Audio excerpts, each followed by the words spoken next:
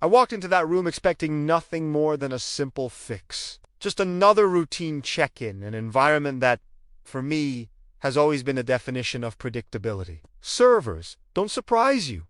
They don't improvise or hide things. They just execute. At least, that's what I believed before I heard that sound. It was a low noise, almost impossible to hear at first, blending in with the constant hum of the machines, as if it were just part of the background. If I hadn't paused for a few seconds to check a specific panel, I probably would have missed it entirely. But I did stop, and in that relative silence between one ventilation cycle and the next, I realized the sound wasn't mechanical. There was too much rhythm, too much variation. It sounded like, recording. The server room is in the basement, sealed off by strict security protocols, restricted access, biometric scans, constant surveillance. Nothing in there should be making any sound beyond the standard operation of the equipment. And yet, the closer I got to the central corridor, the clearer it became. The sound was coming from inside the room itself, not from an external device, not a forgotten phone, but from something integrated into the infrastructure. I stopped in the middle of the corridor, feeling that strange unease you get when something is out of place in a perfectly controlled environment. Suddenly, the sound stopped, as if it had noticed my presence. I stood there for a few seconds, wondering if it was just my imagination, a product of exhaustion, or if I had really heard what I thought I'd heard. I kept walking, slower now, listening for any tiny change. When I reached the main rack, the sound returned. This time, it was clearer. It wasn't music. It wasn't white noise. It was a voice, low, distorted, fragmented, as if being played through a channel never designed for it. I couldn't make out any complete words, only intonations, pauses, breaths that were too artificial to be human, but too regular to be random. My first instinct was to find the logical source. I opened dashboards, checked logs, looked for any strange processes or undocumented services, any active monitoring apps. Nothing.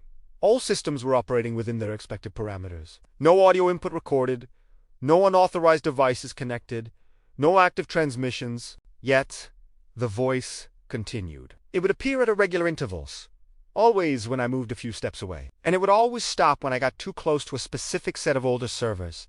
The ones kept only for redundancy. The unease started to build, slowly, almost deliberately. It wasn't immediate fear, but that feeling of facing something that shouldn't exist, but clearly did. I decided to isolate the environment. I cut all external access, shut the non-essential connections, and worked only locally. The room became even quieter, the kind of silence that amplifies every little detail. That's when I heard something different. A longer fragment of the recording managed to form before breaking up again. It wasn't a full sentence, but it sounded like someone describing something in a calm, almost technical tone, like they were recording a procedure or a report. The most disturbing part wasn't the incomplete content, but the familiarity of the intonation. That voice felt strangely close, like I had heard it before, even though I couldn't remember where. I approached the old rack, running my hand over the cold metal surface,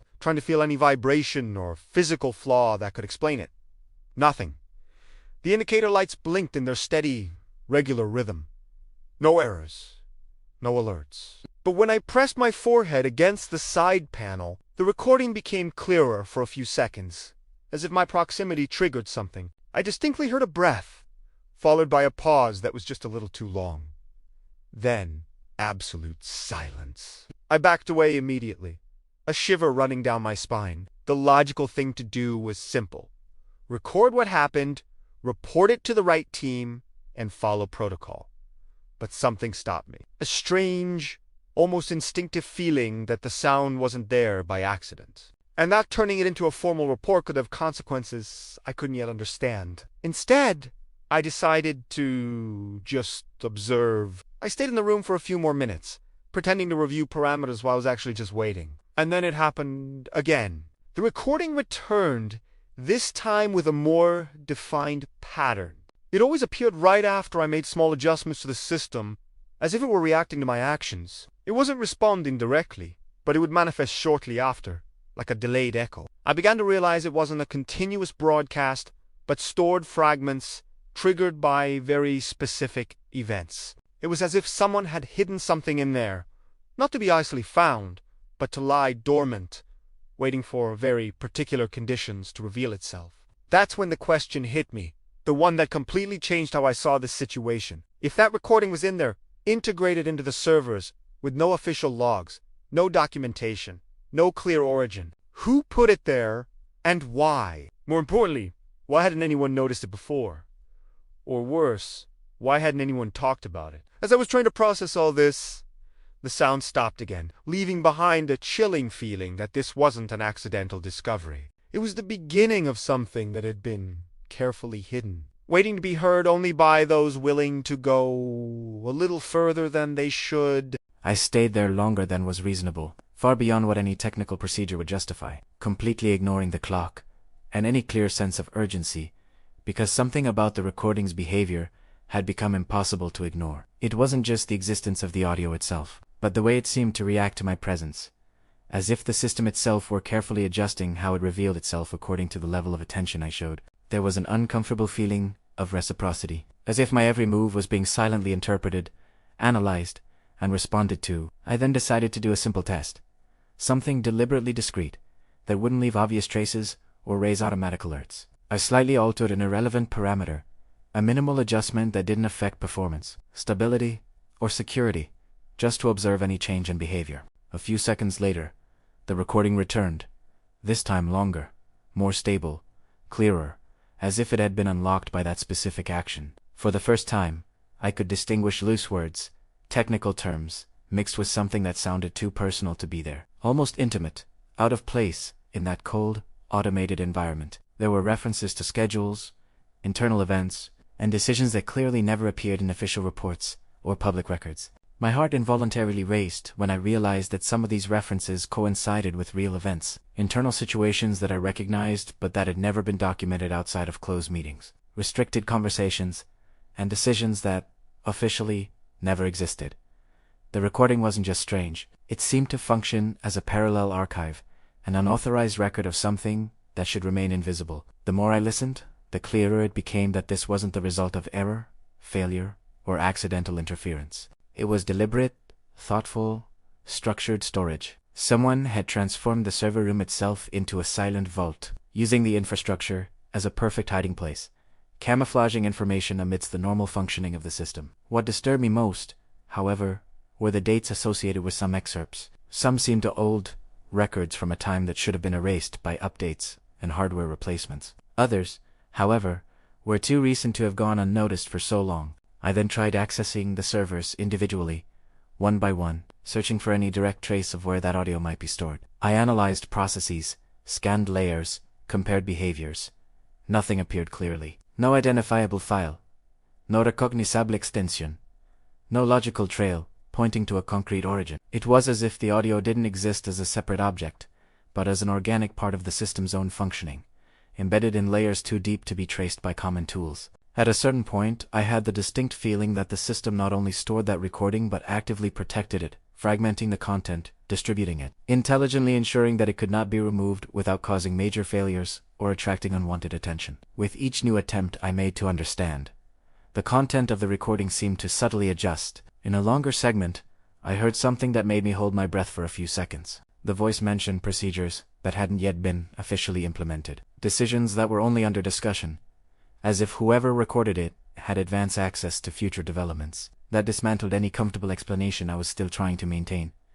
It wasn't just a record of the past. There was a disturbing layer of anticipation, almost as if the system were preserving information even before it became public, perhaps even before it was fully defined. It was at this point that I seriously considered disabling everything, forcing a complete restart, initiating an aggressive wipe that could erase any trace of that strange behavior. But something held me back again. The mere idea that that recording had survived for so long, through updates, migrations, hardware changes, and team changes, strongly suggested that it wasn't there by chance. Perhaps turning everything off wouldn't erase anything. Perhaps it would just have some kind of response that I hadn't yet witnessed. Until then, the recording had never reacted in a hostile way, only with constant adaptation. And that, in a way, was even more disturbing. After I was inside, I began to feel a heavy fatigue, the kind that muddles thoughts and weakens judgment. I decided to leave the room, not to end the matter, but to observe something that was becoming increasingly relevant. As soon as I crossed the threshold and the access was registered,